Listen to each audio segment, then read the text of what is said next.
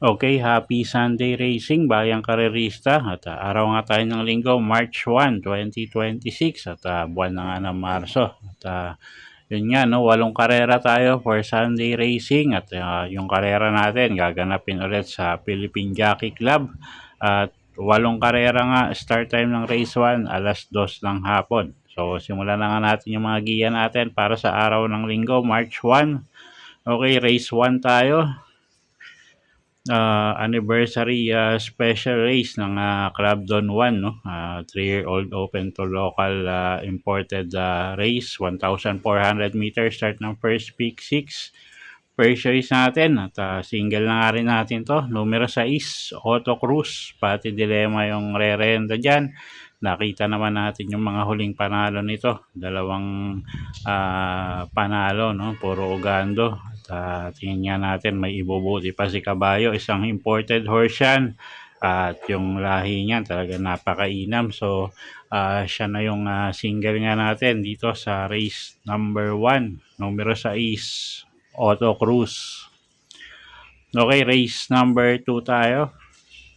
Start ng winner take all, 4-year-old and above imported local challenge 2, group 3. Distansya 1,650 meters. Start ng first winner take all.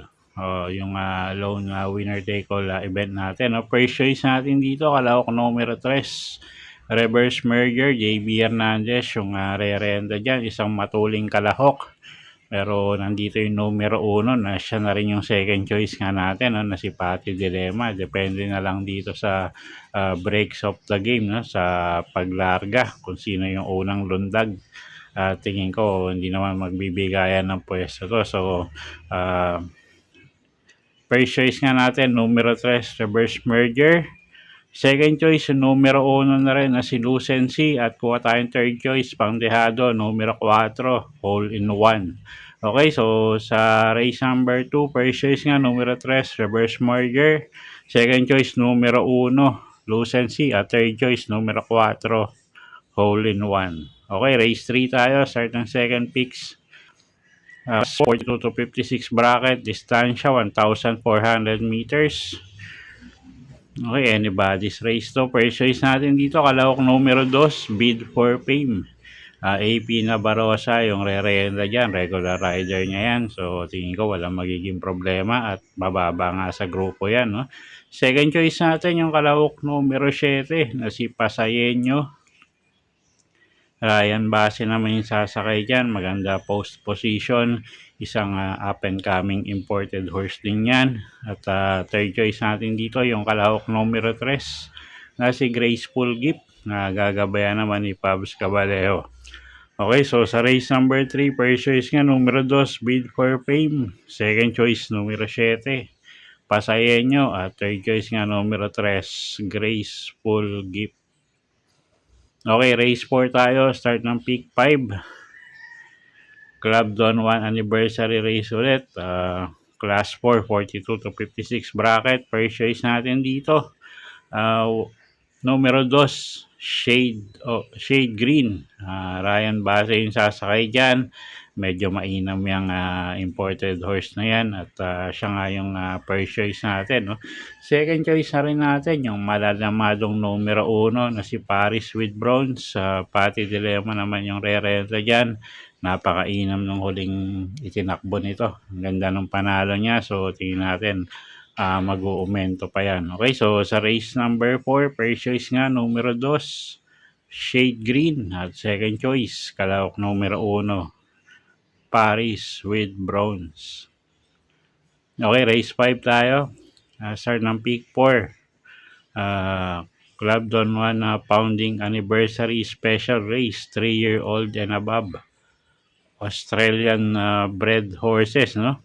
First choice natin dito, yung numero 6 na si Longevity. AR Villegas yung sasakay dyan. medyo sanay sa mas mabibigat na laban 'to. So, tingin ko, medyo magaang yung laban ngayon. So, first choice natin yan, numero 6, Longevity. Second choice, kalahok numero 1, couple entering Madam Mayhem at user. John Alvin Gose at JB Hernandez naman yung re-renta dyan. Okay, so sa race 5, first choice nga numero 6, Longevity. At second choice, kalahok numero 1, couple entering Madam Mayhem at user. Okay, race 6 tayo. Class 4, 42 to 56 bracket. Distansya, 1,400 meters. Okay, first choice natin dito. Kalahok numero 2, Bantay Sarado. JR Villegas yung re-renta dyan.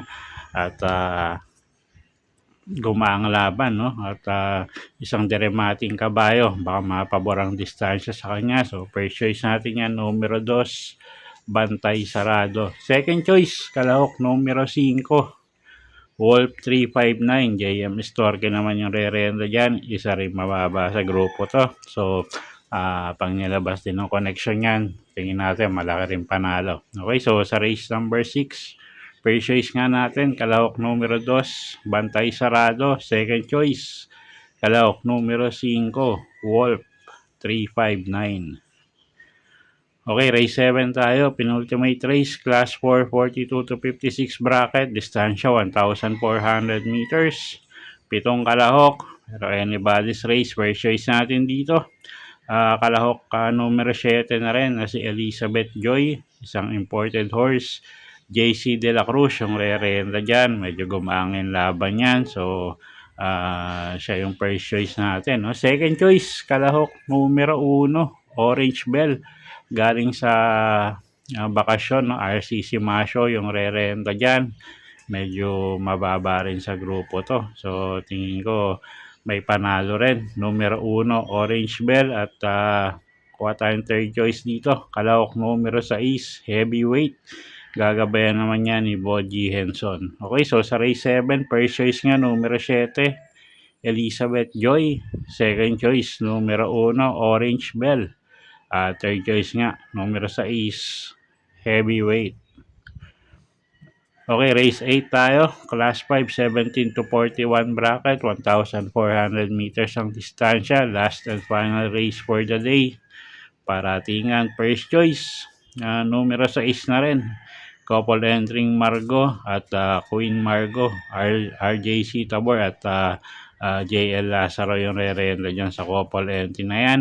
At sila nga yung first choice natin. Second choice, kalahok numero 3 na si N. Puego. Charles Reyes yung re-renta dyan. Medyo mababa na rin sa grupo to, no?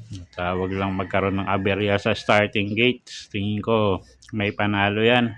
At third choice natin dito, kalahok numero 9, Saving Sunset. Gagabayan naman yan ni Joel Ciego.